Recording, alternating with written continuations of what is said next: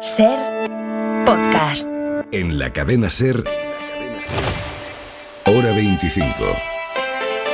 Aimar Bretos. Votos emitidos 345, sí 231, no 56, abstenciones 58. En consecuencia, se toma en consideración la proposición de ley. Muchas gracias a todos. Se suspende la sesión hasta mañana a las 9. Y así, esta noche, el Congreso ha empezado a tramitar con una mayoría muy amplia la reforma impulsada por el PSOE, reforma a la ley del solo sí es sí. 231 votos a favor. Esos son los votos socialistas, los del PP, los de Ciudadanos, pero también los de algunos aliados del gobierno, como el PNV o el PDeCAT. En contra han votado el segundo partido del gobierno, la coalición que impulsó la ley que ahora se va a reformar, Unidas Podemos, y con ellos también en contra otros socios habituales del gobierno como Esquerra y como Bildu. Hay otros socios de investidura, digamos un tercer paquete de socios de investidura minoritarios, que se han quedado voluntariamente en tierra de nadie, en la abstención. Compromís, Más País, Coalición Canaria también, que parecía que iba a votar a favor, finalmente se ha abstenido. Se va a decir y se va a escribir de todo en los próximos días sobre lo que se ha aprobado esta noche en el Congreso, pero es importante ir a la literalidad de lo que sí se empieza a reformar ahora. Esta reforma mantiene la agresión como tipo único y eleva las penas para aquellas agresiones que se cometan con violencia o intimidación. Todo esto va a evitar condenas bajas a futuro. Lo que ya se ha rebajado, rebajado queda, y cualquier condenado en el pasado que pueda beneficiarse de los primeros efectos de la ley del solo sí es sí va a poder exigir que se le aplique, por mucho que ahora se reforme. Pero el gobierno necesitaba hacer algo, necesitaba sobre todo proyectar que hacía algo para arreglar todo lo que hemos vivido en los últimos meses, aunque sea a futuro. Y esta noche se ha dado el primer paso en esa dirección. A costa, es innegable, de una imagen de fractura dura. Hemos escuchado a Unidas Podemos acusando al PSOE de aliarse con Vox y el PP para volver al código de la manada, para que a las mujeres les vuelvan a preguntar si han cerrado bien las piernas. Estas son acusaciones muy duras entre socios de gobierno. Mañana tienen que seguir compartiendo gobierno. Reformarle al socio una ley sin su aprobación deja huella, es obvio. Acusar al socio de traicionar al feminismo también. Y quizá lo más lesivo de todo esto es que esta imagen de división sin precedentes entre quienes comparten una vocación feminista indudable se produce a unas horas de que comience el Día Internacional de la Mujer. Si los partidos de la coalición van a presentarse a las próximas elecciones tratando de convencer a los votantes de que la coalición hay que repetirla porque es la única fórmula posible para que la izquierda vuelva a gobernar, ya pueden empezar a restañar heridas desde mañana mismo.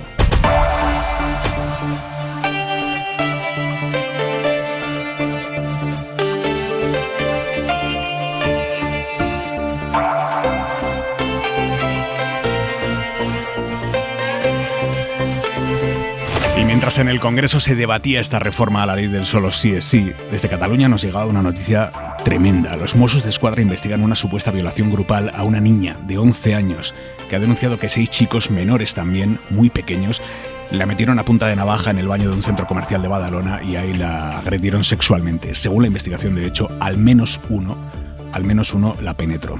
Pero la mayoría de los menores, 4 de ellos, tienen menos de 14 años y por tanto son inimputables. Radio Barcelona, Gemma Alegrí. La víctima identificó a 5 de los 6 supuestos agresores. La presunta violación fue a mediados de noviembre, pero la niña no lo contó hasta un mes después. Fue entonces cuando la familia decidió denunciar lo que había pasado. Según fuentes judiciales, más de uno de los agresores la violó. Tenia el ganivet al coll y mientras feien el que volien, la amenazaban. Es la hermana de la menor en declaraciones al programa Planta Baixa de TV3 que ha avanzado la noticia. Cuenta las amenazas que supuestamente sufrió su hermana. También que la niña pidió ayuda a un guardia de seguridad que, según ella, no la creyó. Uno de los detenidos ha ingresado en un centro de menores y otro está en libertad vigilada. Hay otro sin identificar y el resto son menores de 14 años, por tanto, inimputables.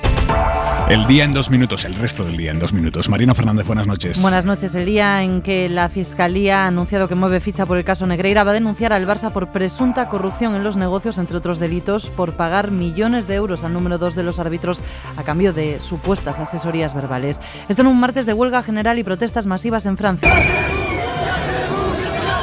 Contra el retraso, de nuevo, en la edad de jubilación de los 62 a los 64 años, según los convocantes, 3,5 millones de personas han salido a la calle. El Ministerio del Interior rebaja la cifra a 1.300.000.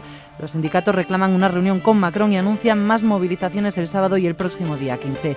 Mientras, en Reino Unido, el primer ministro ha presentado su plan para prohibir a las personas que lleguen en patera la posibilidad de pedir asilo. Sunak lo ha vendido así. Frenar la llegada de barcos por el Canal de la Mancha va a permitir ayudar a refugiados en el futuro. No solo les van a prohibir pedir asilo y los van a expulsar inmediatamente a Ruanda o a algún otro país, van a prohibirles de por vida la entrada a Reino Unido. La oposición laborista lo rechaza. Un día en que por segunda vez en lo que va de año un buque de la Armada Española ha tenido que interceptar a 2 barcos de la Marina de Guerra rusa que navegaban por el Mediterráneo occidental y los han escoltado hasta que han abandonado esas aguas. Son operaciones permanentes de vigilancia y disuasión. No significa que esos buques supusieran una amenaza. En enero, 2 patrulleros de la Armada ya escoltaron a un buque ruso hasta que entró en aguas portuguesas. El martes nos deja esta advertencia del ministro de Exteriores chino a Estados Unidos. No debe repetirse en Asia una crisis como la de Ucrania, ha dicho en referencia a Taiwán, y avisa de la posibilidad de un conflicto si Estados Unidos no pisa el freno, es textual, en su estrategia de contención de China. Todo esto unas horas de que Pau Gasol vuelva a hacer historia. Los Ángeles Lakers van a retirar la camiseta con su número, con el 16, en una ceremonia esta madrugada, hora española. Con esos nervios, con esa tensión, con esas ganas, que sabes que estás ante un momento realmente especial en la vida. Le contaba el exjugador de baloncesto anoche a Manu Carreño en El Larguero. Es el primer español que consigue este reconocimiento en la NBA. En la mesa del análisis esta noche, Esther Palomera, adjunta al director de eldiario.es. Palomera, buenas noches. Buenas noches, Aimar. Fernando Garea, adjunto al director del Español. Garea, ¿cómo estás? Hola, Aimar, ¿qué tal? Y Manuel Rico, director de investigación de Infolibre. Muy buenas noches, Rico. Buenas noches. Y felicidades, que hoy Infolibre cumple 10 años. La verdad es que sí, todavía 10 añitos es para que nos feliciten, ahora por los próximos 10. 10 años de periodismo del bueno. Enhorabuena a toda la familia de Infolibre, que habéis hecho y que seguís haciendo esto posible. Y hablando de cumplir años,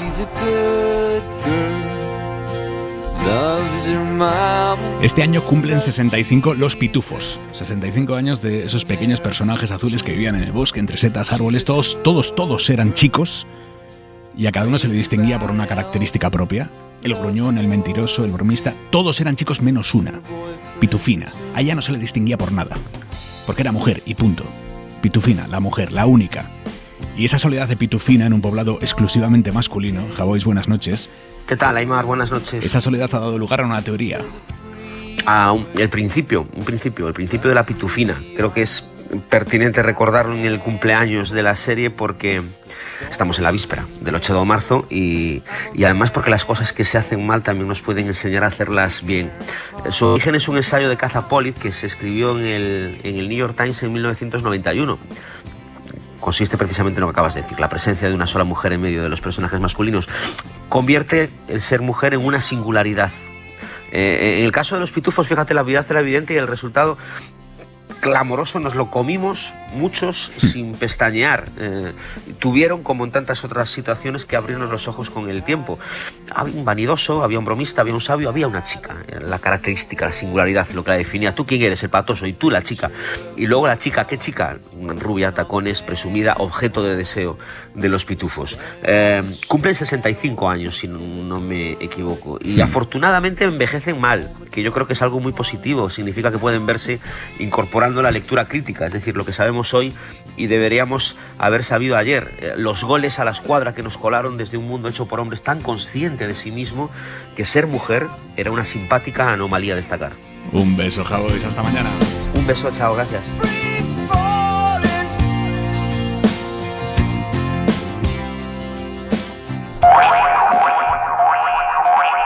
No ha habido ni un aplauso, ni una muestra de celebración, no ha habido nada. Después de que la proposición del PSOE para reformar la ley del solo sí es sí haya superado su primer trámite esta noche en el Congreso, hace unos minutos no ha habido nada. Lo que ha sido un silencio que se podía masticar. Guillermo Lerma, buenas noches. ¿Qué tal, Aimar? Buenas noches. Es una muestra más de la tensión que se ha adueñado esta tarde-noche del Congreso. La división entre los socios de coalición no se ha visto solo en el tablero de votaciones, como acabamos de describir, con una amplia mayoría a favor, pero con Unidas Podemos y con 2 de los principales socios del gobierno también votando en contra. Digo, la división no ha quedado patente solo en el tablero de votaciones.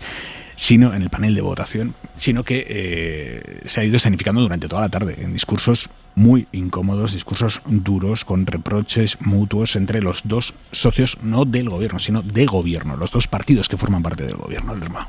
Sí, un discurso impropio de dos partidos que comparten Consejo de Ministros, así lo han valorado muchos de los diputados, un partido con el que a partir de mañana el PSOE va a tener que seguir gobernando un país, eso es lo que reflexionaban muchos de los diputados a la salida del Congreso. Ha sido un debate duro, no daban crédito los diputados socialistas por el fondo y por la forma del discurso, especialmente de la diputada de Podemos, que en todo momento ha puesto al PSOE al mismo nivel que el resto de grupos de la oposición, alineado junto a PP y Vox. Señorías del PSOE, del PP, de Vox, las feministas de este país tenemos un mensaje para ustedes. Y ese mensaje ha sido claro. Podemos cree que la reforma que plantea el PSOE supone volver a un modelo que fomenta la cultura de la violación. Quieren volver al calvario probatorio, a un modelo en el que debía ser normal que nuestro novio nos penetrase mientras dormíamos. Esto es, les guste o no, lo que late de fondo en su reforma. Podemos cree que su socio de gobierno traiciona al movimiento feminista. Estás follando con un tío y ese tío se quita el condón sin avisarte,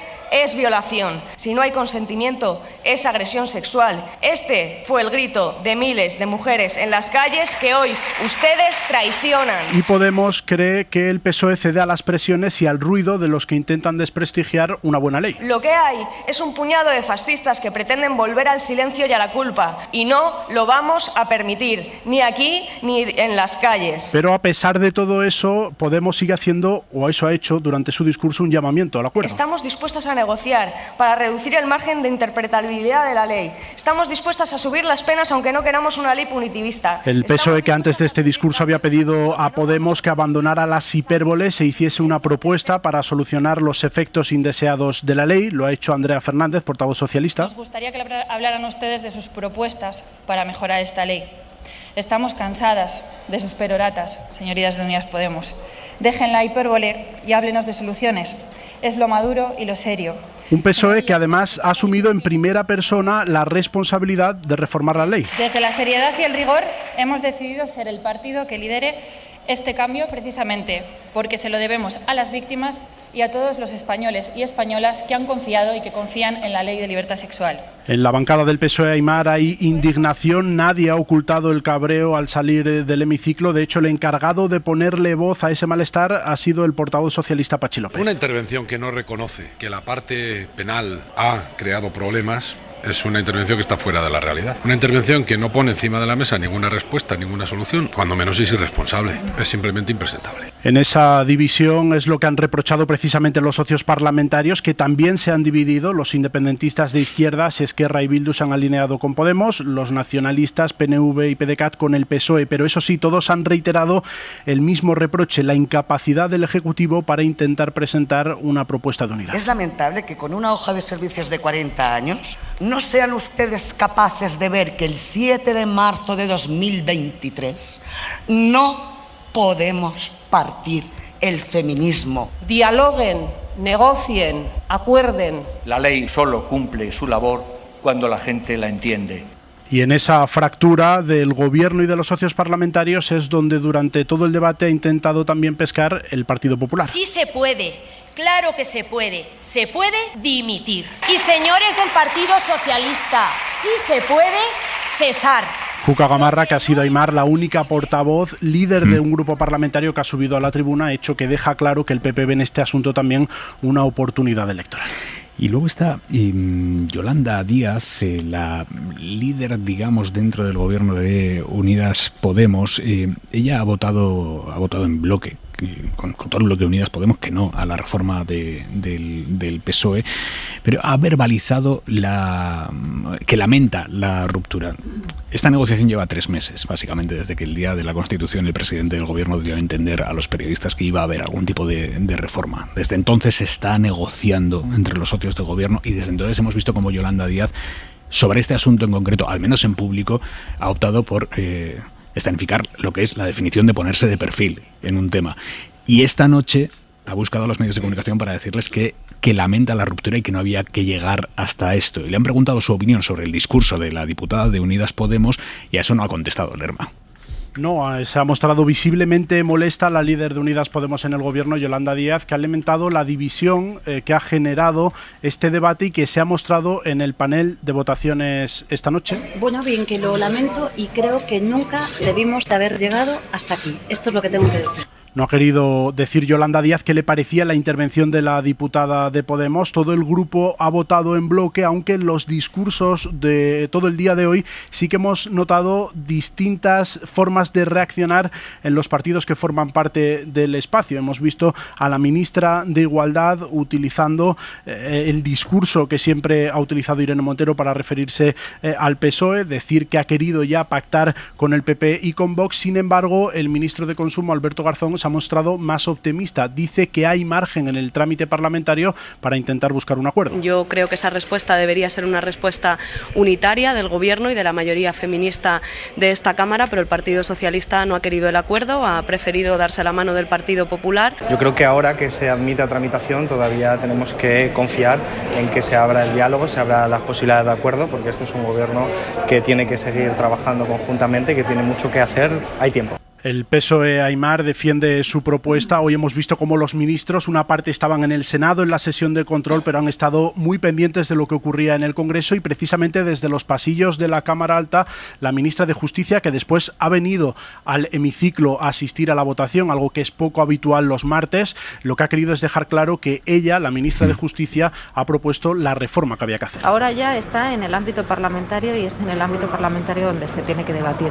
Yo he hecho lo que tenía que hacer y he cumplido con mi obligación, que era presentar una propuesta técnicamente viable. Nadie, Aimar, contempla la ruptura del gobierno a partir de ahora. Todos dicen que es más lo que les une, los que tiene que conseguir a partir de ahora, pero es evidente el malestar que ha generado en el Grupo Socialista y la tensión que ha generado este debate hoy en el conjunto de la coalición. Lo hemos visto en las caras, lo hemos visto al final de la votación, cuando Irene Montero se ha acercado a la bancada de Unidas Podemos a hablar con el diputado, el líder del PC, Enrique Santiago. Por detrás de ella han pasado la ministra de Hacienda, también la de Justicia, no han intercambiado palabra y esa tensión es evidente, no en las palabras, al menos del lado socialista. Dice que la coalición va a seguir adelante, pero sí en los gestos y en las caras que hemos visto durante todo el día de hoy. Quizá como resultado de esa tensión, mañana el presidente del gobierno no va a acudir al acto institucional organizado por el Ministerio de Igualdad con motivo del Día de la Mujer, acto al que sí ha acudido en los últimos años, y por contra la Moncloa ha organizado un acto propio para el presidente con motivo, insisto, del 8 de marzo, con mujeres directivas ante las que va a exponer, va a explicarles la ley de paridad que ha aprobado hoy el Consejo de Ministros.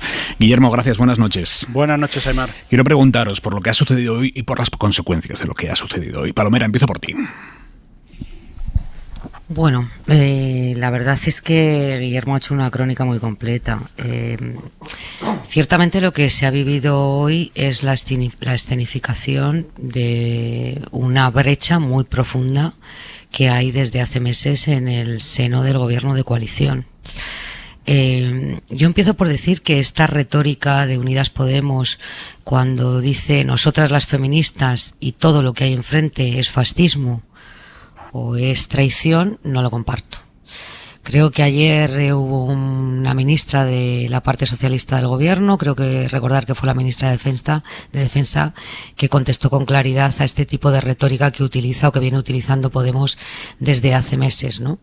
Y es que mucho antes de que naciera Podemos y mucho antes de que la ministra de Igualdad y su equipo al frente del ministerio dejaran la primaria, había muchas mujeres en este país luchando por los derechos de las mujeres, ¿no? Y dicho esto, me parece que en una coalición política, igual que en cualquier relación que traslademos a otro ámbito diferente de la política, como puede ser la empresa o las relaciones afectivas o las relaciones de amistad, puede haber diferencias, puede haber problemas, puede haber discusiones, los diálogos pueden ser muy intensos, pero cuando se cruza una línea tan gruesa como la que ha cruzado hoy Podemos, a mí me parece que se está a 2 pasos de la fractura, o se debería estar a 2 pasos de la fractura. Y me explico. No es tanto la oposición de Unidas Podemos al planteamiento de reforma que ha impulsado el Ministerio de Justicia, como las palabras tan gruesas con las que Unidas Podemos descalifica la posición de sus socios de gobierno. A mí me cuesta ver que después de estas argumentaciones y esta hondura en las palabras se pueda argumentar la continuidad dentro de la coalición, sinceramente. Me cuesta mucho verlo. Mañana vamos a ver la continuidad de esa fractura en la manifestación del 8M. Creo que a estas alturas, una vez que hoy se ha admitido a trámite, Podemos tiene la oportunidad en el trámite parlamentario de presentar su propuesta, que no la conocemos, seguimos sin conocerla. Hoy hemos vuelto a escuchar a la portavoz de Unidas Podemos desde la tribuna decir que ellos están a favor de la reforma o dispuestas a reformar la ley, incluso dispuestas a elevar las penas para que a futuro estos delitos no tengan penas menores o penas más livianas, pero sin embargo, después de 4 meses de negociación y de decenas y decenas de peticiones de los medios de comunicación, Podemos ha sido incapaz de presentar públicamente cuál es su propuesta para acabar con este disparate. Porque quienes hoy han dicho no a la reforma de la ley, debemos de colegir de ese no que están satisfechos con el contenido de la ley en su totalidad, porque lo contrario es incoherente. Quiero decir, cuando uno está o tiene dudas sobre el planteamiento que hay en este momento, la propuesta que en este momento ha llegado al Congreso, se puede abstener para intentar enmendar en el trámite parlamentario o hacer proposiciones al respecto. Pero cuando dice no, rotundamente no, a la admisión a trámite de una reforma, es que no quiere reformar la ley. Entonces, yo he echado en falta muchas cosas a lo largo de estos meses, pero sobre todo que Unidas Podemos tuviese una mínima referencia a las víctimas de estos efectos indeseados de la ley. Quiero decir, detrás de esas cifras que damos continuamente en los medios de comunicación y que llevan por 728 revisiones de penas y 74 excarcelaciones, hay más de 700 víctimas que han vuelto a padecer el desgarro, el dolor, la revictimización, y sin embargo no he escuchado una sola palabra ni un mensaje de disculpas a ninguna de ellas. Entonces yo creo que estamos hablando de un tema muy serio, que socialmente es muy sensible, y creo que la sensibilidad de Unidas Podemos en esta ocasión ha brillado por su ausencia. Daría. Bueno, yo creo que por completar el panorama con más datos, me voy a ir al resto del día porque creo que ha sido un día bastante negro para el gobierno de coalición. Digo de antemano que no creo que se vaya a romper, que seguirá, suponiendo que no se haya roto ya hace mucho tiempo y de facto no esté roto y esté funcionando, pero sin esos mínimos consensos, pero no se va a romper. Digo, el día empezó con un Consejo de Ministros que cuentan que ha sido tenso, que el ambiente estaba tenso. En ese Consejo de Ministros se ha aprobado una ley que tiene que ver con la igualdad, que es la ley de paridad, y quien lo ha presentado es la vicepresidenta económica, la vicepresidenta primera, pero no la responsable de los temas de igualdad. Esa ley, por cierto, fue anunciada en un mitin del PSOE, pese a que la competencia de igualdad en el gobierno las tiene Unidas Podemos. En ese mismo Consejo de Ministros se ha visto un informe sobre el grado de cumplimiento de las políticas de igualdad, que no ha presentado la ministra de Igualdad, sino que ha presentado el ministro de la Presidencia, Félix Bolaños. Y además, a diferencia de lo que ocurrió el año pasado, la ministra de Igualdad no ha salido en la rueda de prensa a hacer una declaración institucional del Gobierno con motivo del Día Internacional de la Mujer, sino que ha hecho una breve referencia a la ministra portavoz, pero la ministra de Igualdad no ha comparecido. Luego hemos ido al Congreso y en el Congreso ha habido un debate donde la coalición se jugaba mucho y donde estaban las dos ministras de Unidas Podemos, que son Yone Belarra e Irene Montero, solas en el debate sin que hubiera ningún otro miembro del Gobierno. Cuando digo ningún otro miembro, digo, tampoco estaba la vicepresidenta segunda, Yolanda Díaz, que no tenía sesión de control en el Senado, ni tenía ningún acto de agenda, a diferencia de otros miembros del Gobierno que sí tenían, digamos, la coartada de la sesión de control del Senado. En el debate, la portavoz de Unidas Podemos ha sido extremadamente dura, ha utilizado la palabra fascistas dirigidas a los que quieren cambiar la ley, y que yo sepa el PSOE quiere cambiar la ley, y por tanto es identificable con ello. Y ha habido efectivamente un enorme malestar de muchos diputados del PSOE, y algún momento tenso también dentro de Unidas Podemos. Por ejemplo, a última hora, al filo de las 9 de la noche ha habido una reunión en lo que se llama el Salón de los Relojes, justo al lado del pasillo del Congreso, en el que han estado Yolanda Díaz, Irene Montero y Enrique Santiago, diputado de Unidas Podemos y secretario general del PC, y han salido los tres con caras muy largas y muy tensas. Y luego se ha producido la votación, que como bien ha explicado Guillermo Lerma, ha sido poco menos que un funeral. La descripción de todo este día y la continuidad en lo que tú has dicho de que mañana Pedro Sánchez no va a los actos institucionales y que hay dudas de la manifestación de mañana, creo que dibuja un panorama del gobierno de coalición bastante complicado, porque además desde mi punto de vista ya se han pasado varias líneas rojas de lo que debe ser un gobierno de coalición. Una es las votaciones, cuando se vota diferente y más respecto a un proyecto de ley o una ley que ya aprobó el Consejo de Ministros. Otra línea roja grave creo que es el perderse el respeto entre los socios. Yo creo que no solo lo que se ha dicho hoy en el Congreso, sino algunas de las expresiones que se utilizan estos días creo que demuestran una falta de respeto notable entre los socios de la coalición. Y un tercero que ha ocurrido estos días, que a mí me parece también muy importante y que se ha materializado en la votación, que es cómo una de las partes de la coalición, en este caso Unidas Podemos, ha tirado de los socios parlamentarios, los que se llaman los miembros del bloque de la investidura, para que se fueran, digamos, a su terreno y han terminado votando en contra de la proposición del PSOE. Se ha quedado el PNV, que es, digamos, el menos izquierdista, por decirlo suavemente, de todos los socios de investidura, pero eso también me parece que es un episodio muy importante dentro de un gobierno de coalición. Mañana seguirá, pero solo mañana, porque esta ley ahora tiene un trámite, como explicaba antes Esther, donde seguro que se van a seguir viviendo esas tensiones. Por eso digo que me parece que hoy ha sido un día en el que se han roto muchas cosas en el gobierno de coalición, que seguirá, a menos que alguno de los dos crea que ya no les interesa que siga. Rico. Bueno, a ver, yo estoy de acuerdo en una cuestión que es, obviamente, es la mayor crisis que ha tenido el gobierno de coalición hasta el momento. Hemos vivido todo tipo de discrepancias que al final o se solucionaban o se metía en el cajón la ley, el proyecto, la reforma que fuese para no evidenciar pues las posiciones contrarias, ¿no? Entonces yo creo que esto es indiscutible, toda la tensión que se ha explicado y que es una crisis que además es una herida abierta, porque efectivamente ahora hay un trámite parlamentario y hay que ver qué pasa ahí. Es verdad que también eso es una oportunidad, luego lo voy a mencionar. Yo creo que los dos discursos de los portavoces no han sido afortunados hoy.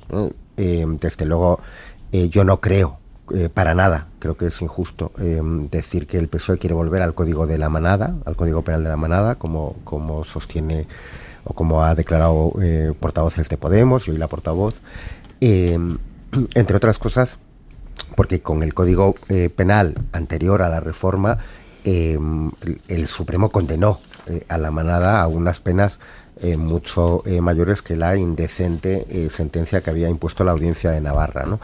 Por lo tanto, yo creo que eso es desafortunado y comparto la idea de que en algunos casos se están tratando los socios como enemigos, no como adversarios, y ese lenguaje del enemigo yo creo que es que solo les perjudica a ellos, porque al final lo que se visualiza es lo que el PP lleva meses, con la que el PP lleva machacando meses, ¿no? Que es esa idea de que el gobierno está roto, etcétera, etcétera. Pero a mí tampoco me pareció afortunada la intervención de la portavoz socialista cuando, en un tono casi paternalista, dijo, ¿no?, que estaban cansadas de las peroratas de Podemos y les achacó falta de madurez. Bueno, el tono es un poco más duro, pero tampoco parece el más adecuado entre socios de gobierno. Y yo creo que la pregunta que hay que hacer es ¿por qué? Quiero decir, ¿por qué por primera vez han estado dispuestos a visualizar ese enfrentamiento, a que se visualice esa ruptura, cuando hasta ahora, de una forma u otra, lo habían o aplazado o solucionado, ¿no? Y bueno, a mí la única respuesta que se me ocurre, aunque uno de los dos estará confundido, quizá, pero es porque los dos creen que mantener esta posición les interesa, y más en un año electoral, ¿no? Yo creo que que el análisis que se hace en el Partido Socialista es que les compensa que se visualice claramente que ellos lideran la reforma ante una, no una ley, sino una serie de sentencias que es evidente que están causando un enorme malestar en la sociedad, y que por lo tanto que se transmita esa imagen de que ellos lideran la reforma les compensa sobre el hecho de la división. Y Podemos, por lo contrario, obviamente, porque entiende que entre su electorado potencial, que en principio es más reducido que el del PSOE, el mantenimiento de la posición es entendido ampliamente. Mantenimiento de la posición, que hay que decir que Irene Montero, y es verdad, antes se mencionó, ha cambiado en una cosa. Cuando empezó este debate, cuando empezaron las sentencias y las revisiones, no quería cambiar nada, y hoy Unidas Podemos, bueno, ya en los días pasados, pero ya certificado que es favorable a subir las penas, ¿no? Para mí esto es un poco lo que ha ocurrido hoy. ¿Y ahora qué? ¿No? Es la pregunta que queda. Bueno, yo creo que Unidas Podemos deberá presentar efectivamente su propuesta de reforma, porque una vez que ha admitido que quiere reformar las penas y subir las penas, pues le toca presentar, pero también el PP presentará sus propuestas, y por lo tanto hoy ha habido dos bloques muy claros, pero bueno, vamos a ver qué ocurre, ¿no? Y eso, que puede ser un camino hacia hacia mayor enfrentamiento todavía, ya que las posturas se enconen todavía más, también puede ser una vía para intentar solucionarlo. Y esos son los mensajes que han lanzado por Yolanda Díaz o Alberto Garzón, ¿no? Entonces, bueno, ¿qué va a ocurrir? Ahí no lo sé, pero está esa doble opción, ¿no? No, iba a decir que esto que dice Manolo, yo creo que nos abre también otra vía de análisis, que es la del liderazgo de Yolanda Díaz. Es decir, yo creo que en este conflicto tan importante dentro del gobierno de coalición entre las dos partes, dado que ella se supone que lidera la parte no socialista, yo creo que en estos días su silencio es difícil de entender, y es difícil de entender que en un conflicto como el que ha habido hoy, que hemos descrito, su frase sea mejor que no hubiéramos llegado hasta aquí. 11 menos 25 de la noche, 10 menos 25 en Canarias. Pachi López, portavoz parlamentario del PSOE. Buenas noches. Buenas noches. Gracias por venir al estudio de Hora 25 en una noche convulsa como la de hoy. Bueno, un día complejo. Sí. ¿Complejo es la palabra? No sé cuál es la palabra. Búsquela. No, pues tú lo has dicho, convulsa. Venga, también vale. ¿Cuál es su análisis de la votación de esta noche? Pues es que yo lo que no entiendo son ciertas intervenciones que se alejan de la realidad, porque todo lo tendríamos que haber hecho simplemente guiados por el sentido común. Elaboramos una buena ley para proteger de manera integral, es decir, actúan un montón de factores, de ministerios para ayudar a las mujeres que han sido víctimas de la agresión sexual, para garantizar la libertad sexual de las mujeres, que ha tenido un problema en la aplicación penal, en el aspecto penal. Y estamos viendo cómo ha habido un montón de sentencias que han rebajado condenas. ¿Queríamos eso? No, ¿verdad? Pues hay un problema. Si hay un problema, busquemos una solución. Hemos estado esperando a ver si el ministerio que elabora la ley pone la solución. No la ha puesto. Pues la pone el Grupo Socialista. Ellos dicen que les han pasado muchas propuestas. Ya, pero ¿por qué no las publican? ¿Cuál es su tesis? Que no querían modificar la ley. Y lo hemos visto hoy, porque hoy se trataba solo de tomar en consideración la única propuesta de los grupos que apoyamos a la ley para intentar arreglar ese problema. Claro, si tú reconoces o no reconoces el problema, es que estás fuera de la realidad, porque el problema está ahí. Y si no haces una propuesta para arreglar el problema, eso roza la irresponsabilidad. Y nosotros no hemos querido ser irresponsables y hemos querido arreglar el problema. La posición de Unidas Podemos roza la irresponsabilidad. Sí. Sí. Quiero decir, el no reconocer el problema y no poner encima de la mesa una solución, ¿qué es entonces? Y hacer las intervenciones como la que han hecho hoy. Porque hoy han mentido descaradamente. El Partido Socialista no ha pactado absolutamente nada. ni con el Partido Popular ni con Vox. Ha puesto encima de la mesa una propuesta para arreglar el problema no deseado de esta buena ley. Segundo, el Partido Socialista con su propuesta no vuelve al Código Penal de la manada ni de lejos, porque no hemos tocado para nada ni una coma del artículo que se refiere al consentimiento. Hemos acotado la horquilla de las penas y hemos hecho que tenga una pena mayor el delito que es más grave. Punto. Por lo tanto, si mientes, estás siendo cuando menos irresponsable, por no decir impresentable. Y mañana pueden seguir gobernando con quien ha mentido descaradamente, según usted, y roza la irresponsabilidad. Sí, porque fíjate, quitando esta escalada verbal que no se ha producido por parte del Partido Socialista, puedes mirar todas las declaraciones que hemos hecho desde hace meses sobre esta ley y sobre cómo intentar arreglarla y sobre cómo valoramos muy positivamente el resto del contenido de la ley y no hemos agredido ni verbalmente a nadie.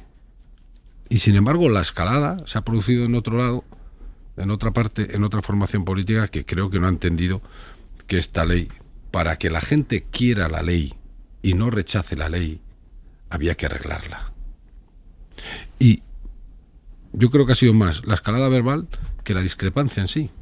Pero usted entiende que haya... No, lo que entiendo es que son muchas más cosas las que nos unen que las que nos separan. Ya, pero es que usted acaba de decir que han mentido descaradamente y que rozan la posición de irresponsabilidad. Habrá muchos oyentes que estén diciendo, es que con una posición así no se puede gobernar. En esta cuestión, acabo de decir, en esta cuestión y en esta escalada verbal. ¿Hoy no se ha roto nada con Unidas Podemos? ¿Hoy no se ha roto nada con Unidas Podemos? Bueno, hoy nos hemos cabreado algunos con Unidas Podemos, con el discurso de hoy.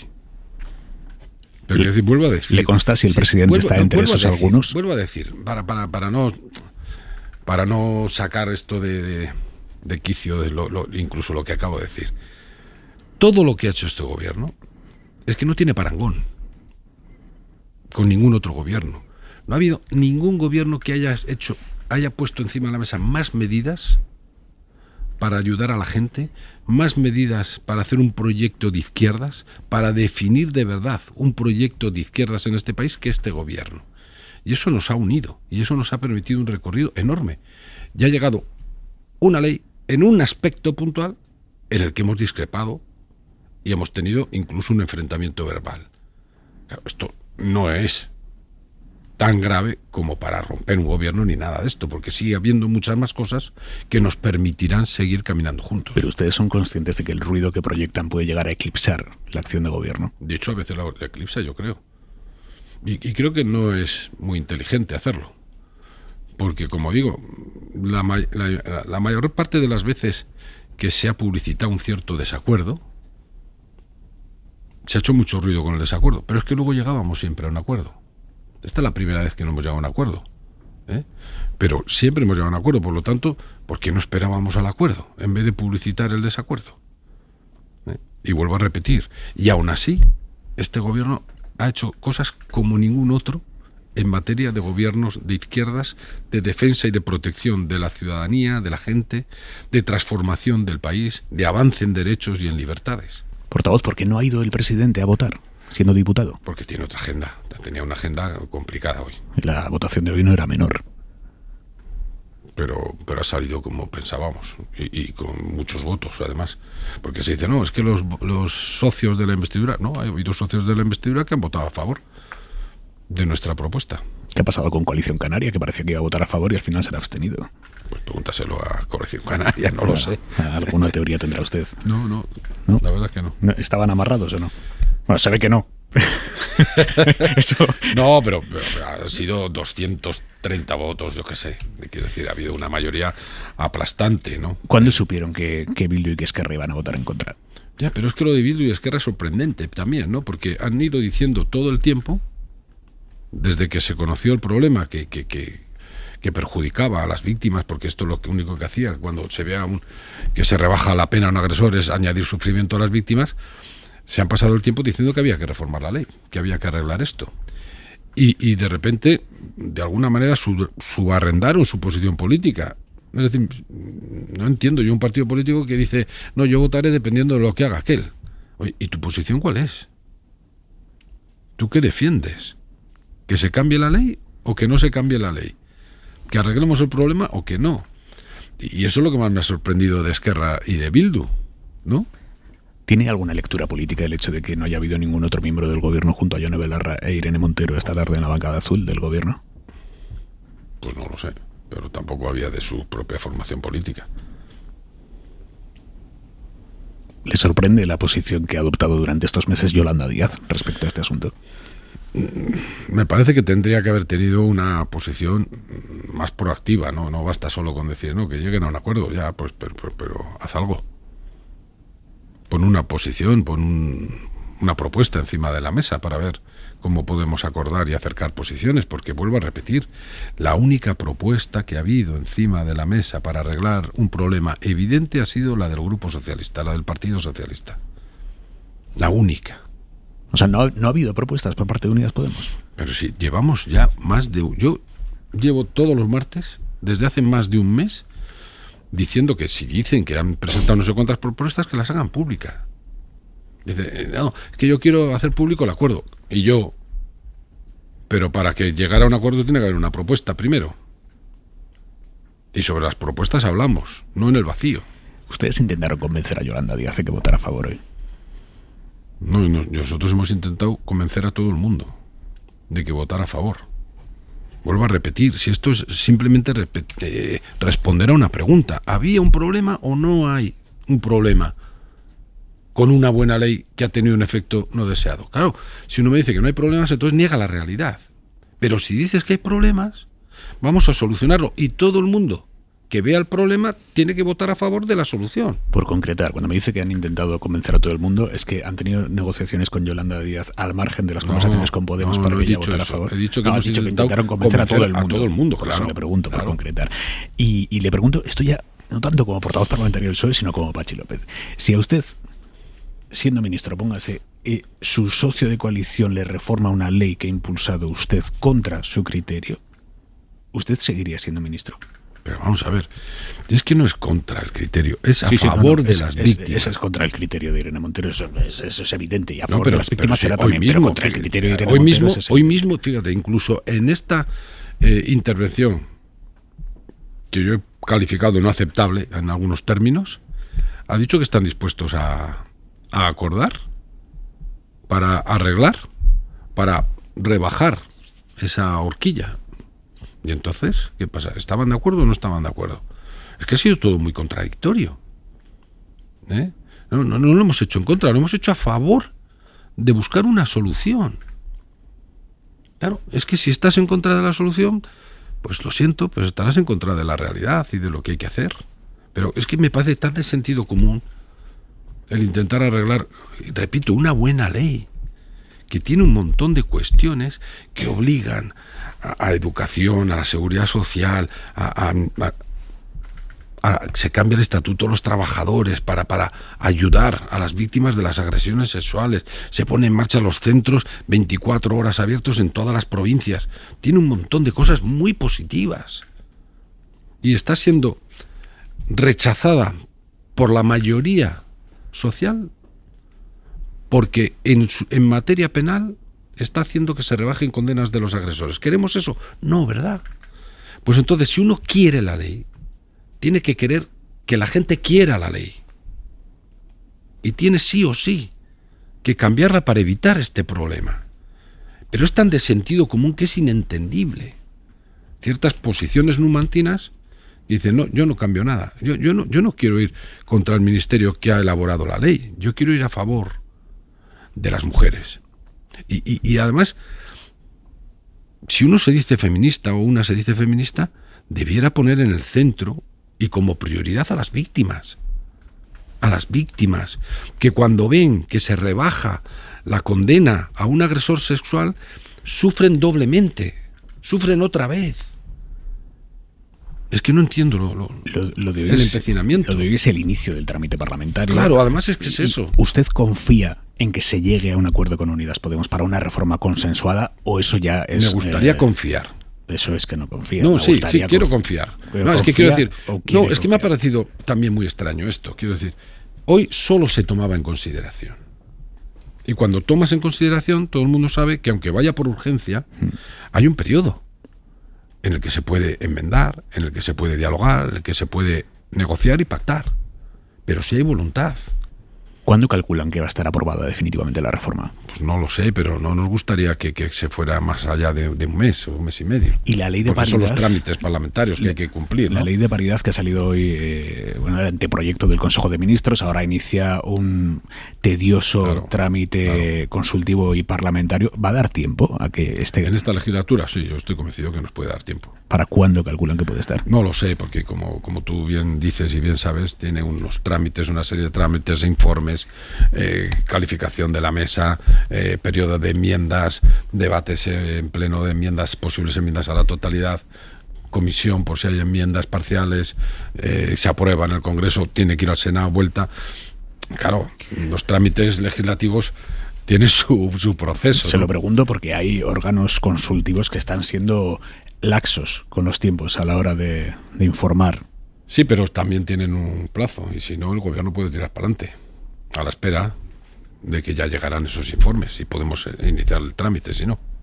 ¿Es normal que en la víspera del Día de la Mujer, habiendo aprobado el Consejo de Ministros una ley que lo que busca precisamente es la igualdad, la haya defendido, siendo una ley impulsada por Presidencia, la haya defendido la vicepresidenta económica sin que estuviera en la mesa la ministra de Igualdad? Es que yo no voy a buscar todo el día 3 pies al gato. Vamos a ver, este gobierno se ha pasado toda la legislatura luchando contra el suelo de pobreza, de marginación, de exclusión de las mujeres. Y ha puesto en marcha un montón de medidas que han ido en contra de ese suelo.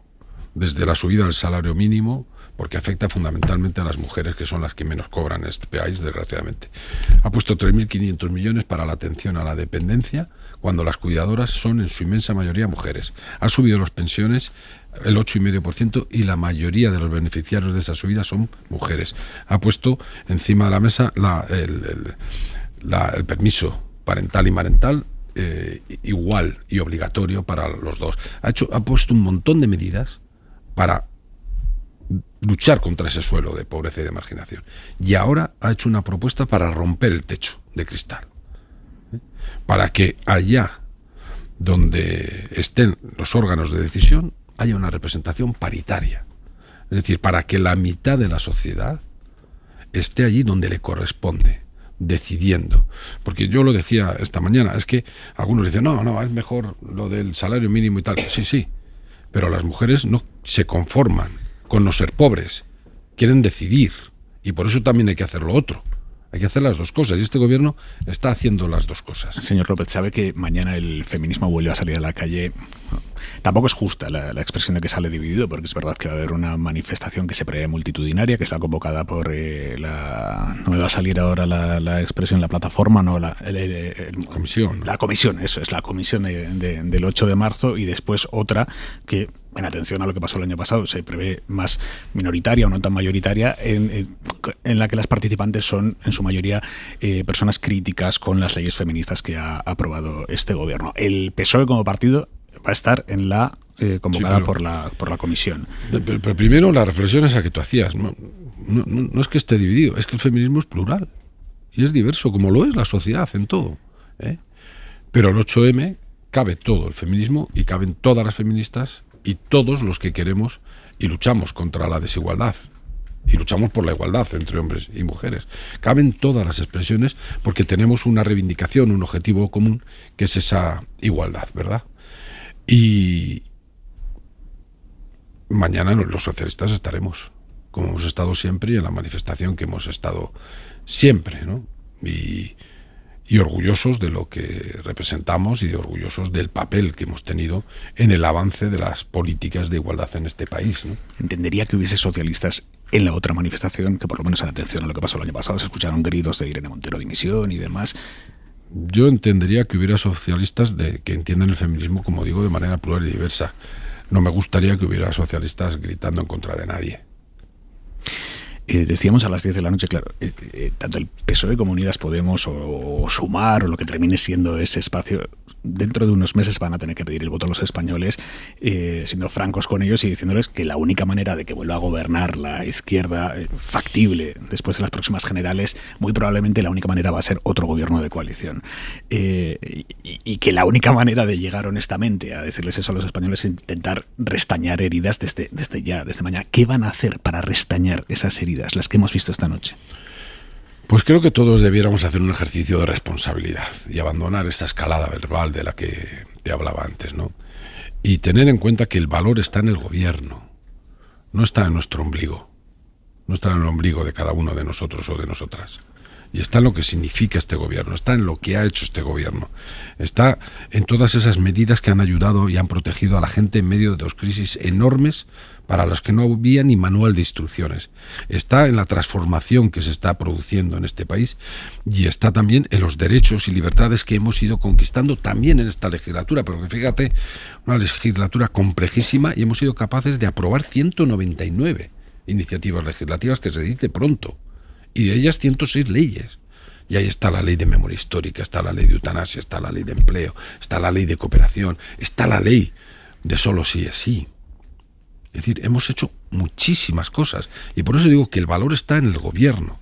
Y la izquierda nos tendremos que entender, porque la derecha y la ultraderecha ya damos por hecho que se van a entender y se están entendiendo en todo momento, ¿no?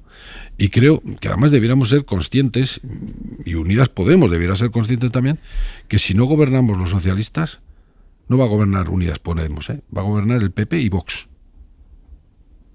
Esta tarde hemos contado en la cadena SER que el Consejo General del Poder Judicial va a estudiar oficialmente esta semana, el jueves, los WhatsApps que se enviaban el actual presidente de la Audiencia Nacional, José Manuel Navarro, y el entonces número 2 del Ministerio del Interior con el Partido Popular, Francisco Martínez, en unas conversaciones en las que hablaban en términos, en fin, bastante comprometedores, de colegueo acerca de una investigación de la propia Audiencia Nacional en la que terminó procesado Ignacio Martínez, Francisco Martínez. ¿Qué le sugieren estos WhatsApps? Me sugiere lo que ya estábamos viendo desde hace tiempo, ¿no? Cómo el Partido Popular y la cúpula de Interior utilizó los aparatos del Estado de manera absolutamente ilícita para tapar su propia corrupción, ¿no? Y para espiar a adversarios políticos y para espiar incluso a profesionales de los medios de comunicación, ¿no? Y eso es tremendo. Y eso es democráticamente tremendo. Y por eso nosotros esta mañana hemos anunciado que vamos a abrir las conversaciones con otros grupos políticos para reactivar esta comisión que ya había aprobado el Congreso para ver todas estas cuestiones, porque estamos hablando nada más y nada menos de la utilización de los aparatos del Estado. No habíamos quedado que las comisiones de investigación no le gustaban y que eran pasarelas. Sí, pero fíjate, la diferencia es en que en esta, hasta esta mañana, hasta esta tarde, cuando se ha dicho otra cosa, es que estábamos viendo como incluso había un juez que había tardado 3 años, con lo cual ya no servían como pruebas, en hacer públicas estas conversaciones de WhatsApp, ¿no? Claro, y esto ya no se podía dejar pasar. ¿El caso Mediador sí se puede dejar pasar? Es que dime dónde está el caso en el caso Mirador. ¿El caso Mediador? Sí, eso es. ¿Cómo que dónde está? Quiero decir, nosotros de lo que hemos visto... Un grupo de empresarios que extorsionaban a un diputado de su partido al que pagaron supuestamente 15.000 euros en comisiones ilegales. Ahí está la justicia investigando con los medios de la justicia para ver esto. Igual que en el caso Kitchen. No, pero hemos dicho que no. Que había algún juez que estaba dejando de investigar ciertas cosas o que ciertas cosas caducaran para que no sirvieran. De lo que nosotros hemos visto en el caso Mediador. Efectivamente, el pecado del Grupo Socialista ha sido que 5 de sus diputados y diputadas fueron a cenar. Punto. Fueron a cenar 5. Ni 15, ni 20, ni 30. 5. No, el pecado original, y a la vez, el pecado original es que un diputado del Partido Socialista se dejó sobornar por un grupo de empresarios. Al que no tardamos ni 8 horas en expulsar y en entregar el acta de diputado. Otros que nos señalan con el dedo no pueden decir lo mismo, Otros hacen fotos con la alcaldesa de Marbella, senadora, a la que resulta que le han aflorado más de 10 millones de euros en paraísos fiscales y no sabe cómo justificar. Y además hacen fotos y la prometen que van a ser su candidata. Otros se sientan a comer, y les parece muy bien a la señora Cuca Gamarra que se siente su líder a comer con el imputado presidente del Consell de Ibiza. Otros se van de vacaciones con narcotraficantes y no pasa absolutamente nada, o mantienen al que fuera ministro del Interior implicado en estos casos que estábamos hablando antes y tampoco pasa nada. No, la diferencia, y esto no es el y tú más, esto es el somos distintos, porque nadie está libre de tener a alguien que se corrompe dentro de sus filas, un corrupto o un corruptor. La diferencia es cómo reaccionamos frente a esto. Y el Partido Socialista ha atajado radicalmente esto y ha expulsado de sus filas a quien se ha podido deslizar por esa pendiente de la corrupción. Otros compadrean. No tienen indicios de que pueda haber absolutamente nada más. Nada. Sobre lo de las cenas, ¿no hay una cosa de primero de cargo público, que es que uno no va a cenar con quien no conoce? No, pero también de primero de cargo público es que uno va a cenar pues con otros diputados y otras diputadas y se encuentra en la cena con quien no conocían. Y además, dice, no, es que eran en épocas de pandemia y tal. Sí, en cenas, en mesas separadas y respetando el toque de queda. Pero ya que has hablado de esto, quiero hablar de otra cosa. Porque claro, es verdad, 5 fueron a cenar, pero han salido muchos más nombres. Por gente alguno que incluso se reclama periodista, de diputados y diputadas, que han sido señalados de manera absolutamente injusta y de manera intencionada, solo para hacer daño. Porque uno señala o saca la foto o dice, igual fue a la cena, y claro, dice, no, yo no estoy cometiendo ningún delito, nada, pero su equipo de trolls acaban diciendo que ese diputado o esa diputada se va de prostitutas, es cocainómano y casi si te apuras es hasta asesino de niños, si hace falta. ¿Cuántos diputados van a iniciar acciones legales por esto? Claro. ¿Y quién les pide disculpas? ¿Quién asume la responsabilidad de todo eso? Porque yo sé que los diputados y las diputadas resisten, y saben perfectamente que aguantan todo lo que les echen. Pero claro, cuando está la familia y tienen que dar explicaciones a los hijos, a las madres, ¿esto qué es? ¿Todo vale? ¿Saben cuántos diputados van a iniciar acciones legales? Pues se han salido 11 nombres, supongo que 11. ¿Y el partido les va a poner los abogados o les va a apoyar? Sí, vamos a ver, y harán el recorrido que tenga que hacerse, ¿no? Empezando por el de la rectificación, que hay 7 días para poner esa reclamación, luego ir a lo civil en cuanto a la acción de conciliación y luego ir a la querella por lo penal si hace falta. Sí. ¿Ha leído la entrevista de Tamames hoy en El País? Sí, la he leído un poco en diagonal, pero sí. ¿Qué ha sentido al leer a Tamames diciendo que él no defiende a Vox, que se presenta por Vox porque es el partido que se lo ha propuesto y que es consciente de las posiciones extremosas de Vox?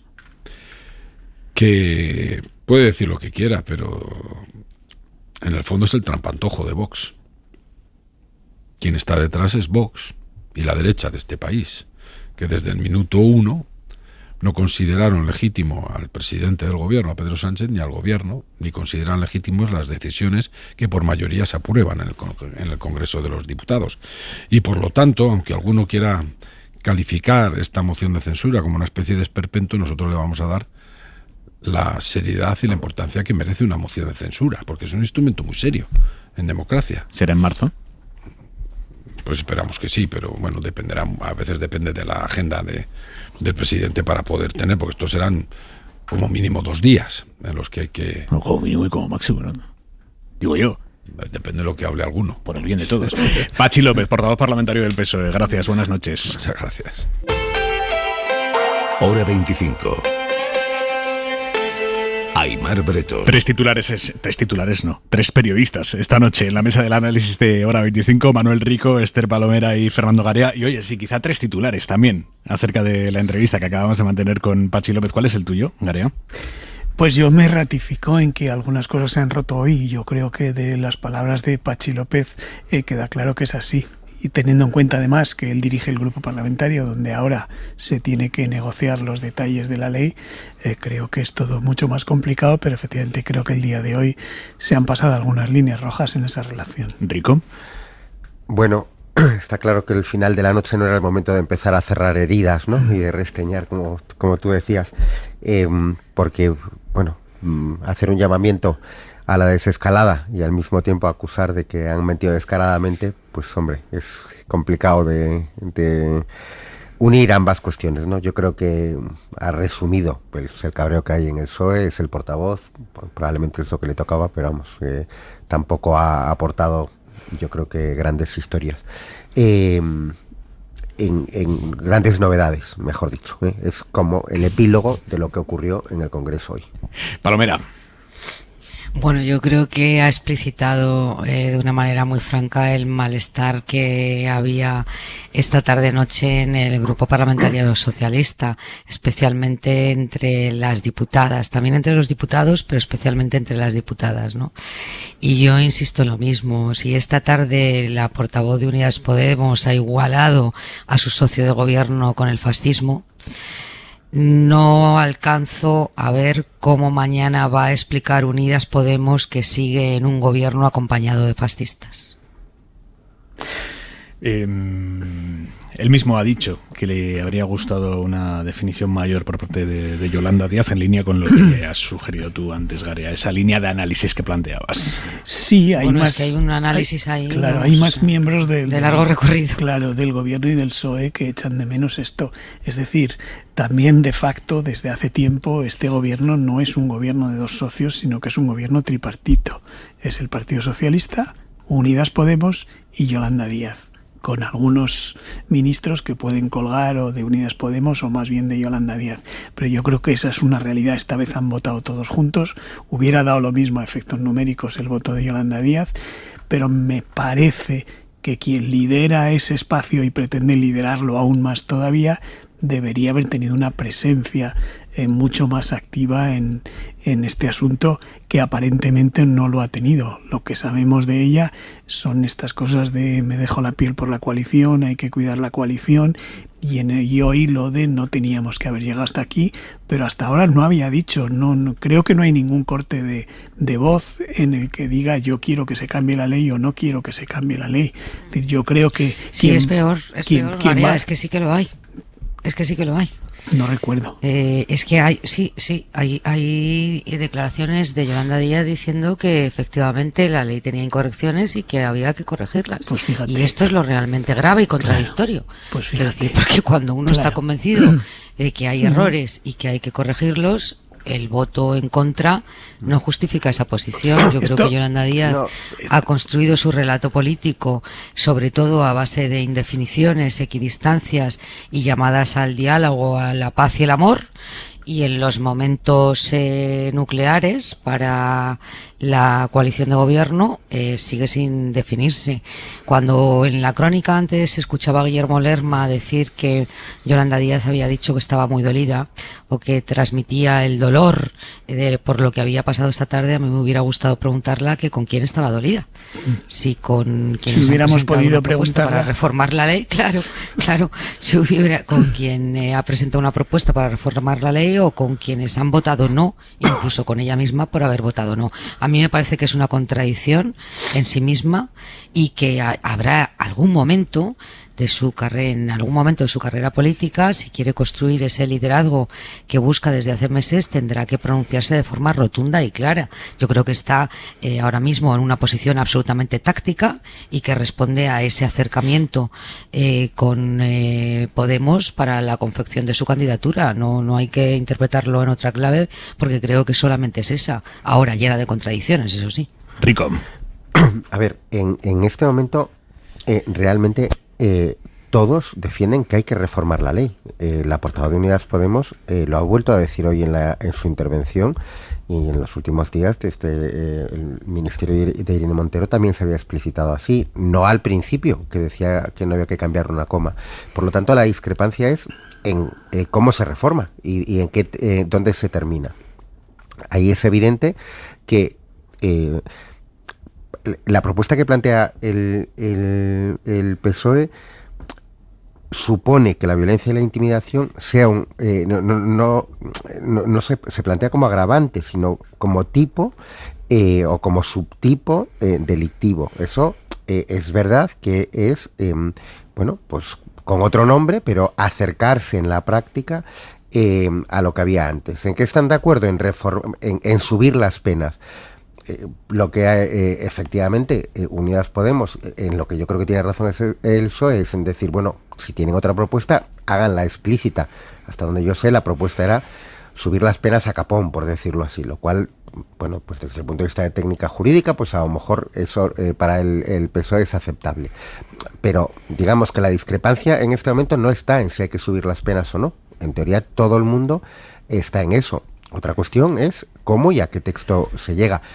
Y, a ver, uno puede votar en contra porque considera que antes tenía que haber existido un acuerdo antes de llegar a este momento, porque es, al fin y al cabo, antes yo creo que Aimar lo planteó en una de las preguntas al portavoz del PSOE, al fin y al cabo es una propuesta para reformar una ley aprobada hace 4 meses por uno de las ministras de tu gobierno, o sea que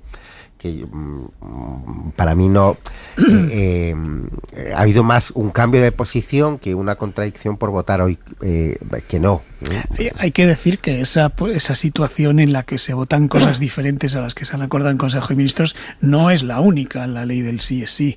Hay que recordar, por ejemplo, la ley de vivienda se aprobó en Consejo de Ministros y está parada por el PSOE en el Congreso de los Diputados.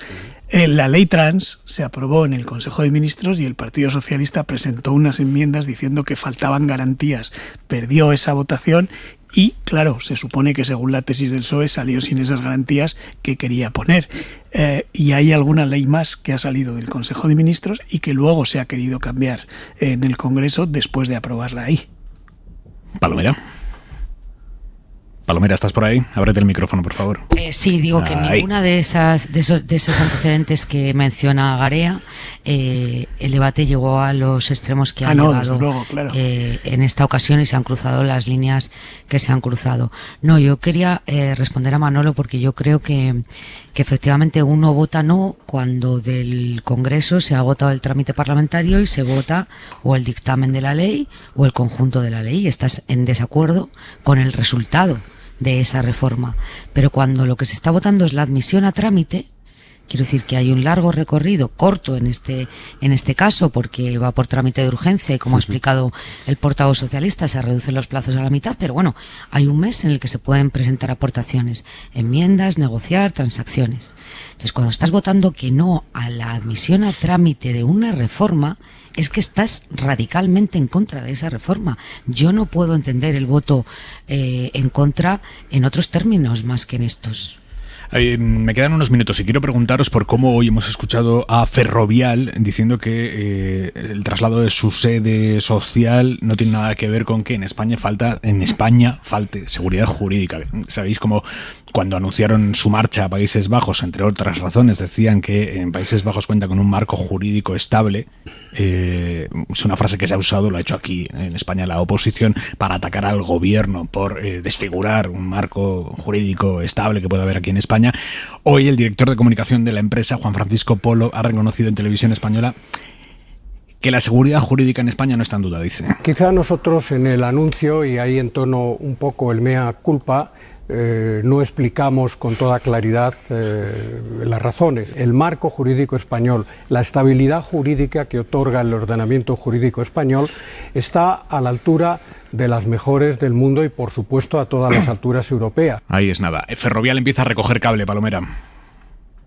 Claro, de todas formas no es que se hayan explicado bien porque lo pusieron negro sobre blanco en un comunicado de la compañía. Hablaban de la inseguridad jurídica o de que iban a conseguir mayor seguridad jurídica en Países Bajos. Yo creo que lo que habría que responder a Ferrovial es que lo que genera inseguridad jurídica en un país no son las inversiones extranjeras, que por cierto han batido récord en el año 2022 y han sumado más de 32.000 millones de euros en inversión extranjera, sino que lo que genera inseguridad jurídica es cuando los empresarios o las grandes compañías se reúnen para amañar los precios y conseguir así las licitaciones de las administraciones públicas. Eso es lo que genera inseguridad jurídica, no otra cosa. ¿Rico? Sí. Bueno, yo lo retomo donde lo ha dejado Esther, efectivamente. No solo genera inseguridad jurídica, es una ilegalidad absoluta, ¿no? Luego hay otra cosa que no es la inseguridad jurídica, porque es la injusticia, que es, por ejemplo, como ha hecho permanentemente desde hace 30 años, montar empresas en paraísos fiscales, como ha hecho el principal accionista de Ferrovial, para pagar menos impuestos, ¿no? Es lo más antipatriota, a ellos que les gusta tanto ese discurso, que se puede hacer. También digo una cosa, o no pagar impuestos por el impuesto de sociedades, porque siguen bueno, pues descontando unas pérdidas supuestas durante la crisis, igual que ha ocurrido con la banca, pero bueno, es el marco legal que se ha permitido. Los paraísos dentro de la Unión Europea tenemos de facto 5 paraísos fiscales que siguen funcionando y se permiten, y que no hay forma de que se pongan de acuerdo para evitar la competencia fiscal entre los propios países de la Unión Europea, ¿no? Pero bueno, yo lo que entiendo es que las personas que redactaron el comunicado y las notas, los documentos que se enviaron a la CNMV, de los que hablaba Esther, que no serán tan absolutamente incompetentes como para pensar que poniendo que en Holanda o en los Países Bajos, había mayor seguridad jurídica, no estaban lanzando un dardo absoluto contra la seguridad jurídica. Digo que no serán tan tontos, porque a Ferrovial, a la hora de seleccionar a sus principales directivos, algo de competencia y de comprensión lectora les exigirá, ¿no? Garea.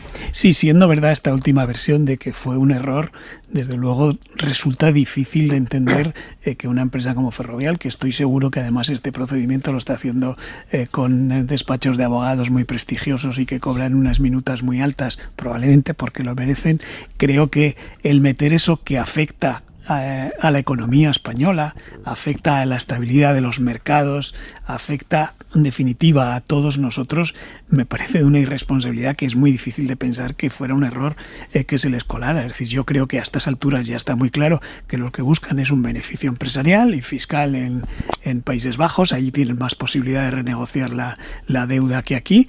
Eso puede ser legítimo, pero desde luego tiene un coste reputacional, por lo que dice Manolo, del patriotismo, por digamos, abrir un camino para empresas que se pueden ir de España, y tiene un coste reputacional que tendrá que asumir y estar sometido a una crítica como está siendo sometido en estas semanas, creo que muy justamente. Tengo 20 segundos para cada uno, pero no me resisto a saber qué habéis pensado cuando hoy habéis comprado y leído El País y habéis visto que Tamames decía que él no va a defender a Vox y que es muy consciente de las posiciones extremosas de este partido. Palomera.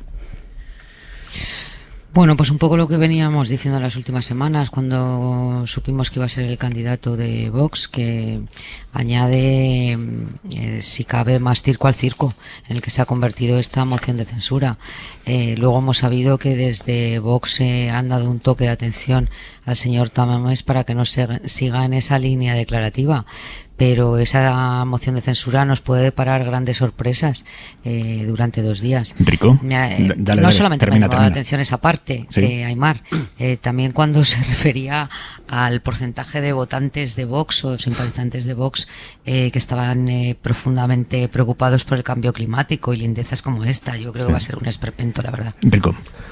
El señor Tamames está al servicio de la extrema derecha y presentarse como tonto útil no es ninguna disculpa para la gravedad de la actitud que está haciendo. Se ha puesto al servicio de la extrema derecha, tiene que apechugar con ello. Garea. Yo voy por lo personal, necesita un amigo o amiga, alguien que le abrace y le diga déjalo y estás cometiendo un error gravísimo. Punto y 25.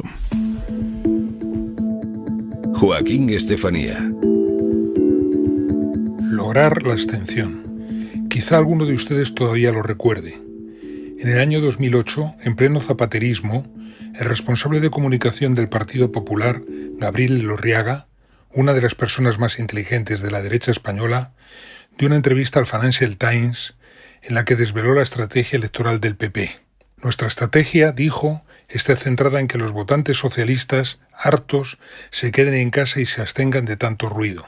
Y continuó: si podemos generar suficientes dudas sobre la economía, la inmigración y los temas nacionales, quizás se queden en casa. Así renació la estrategia de la crispación en España, que había emergido con toda su fuerza a mediados de la década de los 90 contra Felipe González. Aspereza en las formas, desacuerdo permanente y sistemático sobre algunas iniciativas consideradas de Estado, etc. Un método para debilitar políticamente al gobierno de turno. Ahora, la estrategia de la crispación ha vuelto, y por lo que se ve, con bastante éxito preelectoral. Según el barómetro de 40 dB para El País y la SER, conocido ayer, solo 6 de cada 10 electores socialistas están seguros de ir a votar. Con estos datos, sería imposible para el PSOE ser la fuerza más votada y dependería extremadamente de otros. Punto y 25. Y esta noche en El Larguero vamos a hacer una mezcla virtuosa. Fútbol y cine, cine y fútbol, Carreño. Hola, Aimar. Viene Javier Gutiérrez a vernos, ¿eh? Fantástico actor, que ya está por aquí alguna vez. Vino cuando hicieron también Campeones. Ahora está es que está de moda siempre, porque está haciendo un montón de películas, pero acaba de ser nominado al mejor actor con Modelo 77. Es que menudo papelón hace ahí. Menudo papelón, la verdad que sí, espectacular. Y bueno, muchos dirán, ¿qué tiene que ver Modelo 77 con El Larguero? Pues oye, teniendo el caso Negreira encima de la mesa. Espera, no, Charco, mano, sal de ahí. ¿Quién sabe si tiene algo que ver o no? Vamos a abrir El Larguero. Venga, ya cerramos hora 25. Fernando Garea, Esther Palomera, Manuel Rico. Un abrazo, amigos. Adiós, buenas noches. Hasta mañana. Descansen. Adiós. Suscríbete a Hora 25. Todos los episodios y contenidos adicionales en la app de Cadena SER y en nuestros canales de Apple Podcast, Spotify, iVoox, Google Podcast y YouTube. Escúchanos en directo en la SER de lunes a viernes a las 8 de la tarde.